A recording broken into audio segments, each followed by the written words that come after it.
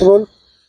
राज्यामध्ये मान्सूनपूर्व पाऊस सर्व ठिकाणी मोठ्या प्रमाणामध्ये झाला आणि यामध्ये राज्यातल्या शेतकऱ्यांचं मोठं नुकसान झालेलं आहे. विशेषतः कांद्याचं पीक असेल, संत्र्याचं असेल, बाजरीचं असेल, डाळिंब असेल, केळी असेल, या अशा वेगवेगळी जी पिकं शेतकऱ्यांची आज शेतामध्ये उभा आहेत, या पिकांचं मोठ्या प्रमाणामध्ये नुकसान झालेलं आहे.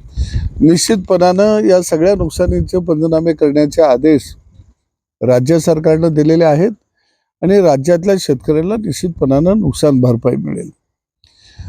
वेगवेगळे मंत्री नुकसानीची पाहणी आणि दौरे करत आहेत.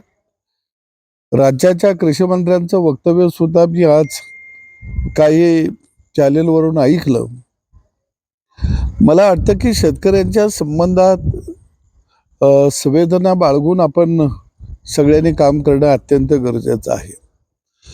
एखाद्या पदावरती गेल्यानंतर आपल्याला नेमकं काय करायचं आहे, काय आपली दिशा आहे, हे कुठंतरी स्पष्ट असणं गरजेचं आहे. बोलताना थोडंसं भान ठेवलं पाहिजे. पण माणिकराव कोकाटे हे राज्याचे कृषी मंत्री आहेत. मी त्यांच्या बाबतीमध्ये सांगेन की हे व्यक्तिमत्व ग्रामीण भागातलं आहे. त्यांच्या बोलण्याचा जर सगळा सारांश आपण पाहिला तर शेतकऱ्यांचे पंचनामे आम्ही करणार नाही अशा पद्धतीत किंवा नुकसान भरपाई देणार नाही अशा पद्धतीत त्यांचं मत नव्हतं.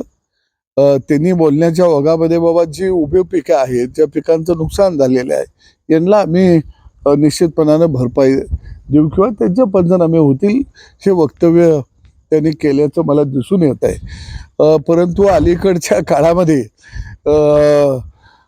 मारा आणि झोडा या पद्धतीनं अनेक वक्तव्य दाखवली जातात असं मला त्यांच्या सगळ्या वक्तव्यावरनं दिसून आलं. आणि म्हणून निश्चितच कृषी मंत्र्यांनी सुद्धा थोडंसं भाष्य करत असताना शेतकऱ्यांच्या प्रश्नावरती संवेदनशील राहून भाष्य करावं एवढीच मी त्यांच्याकडून अपेक्षा बाळगली.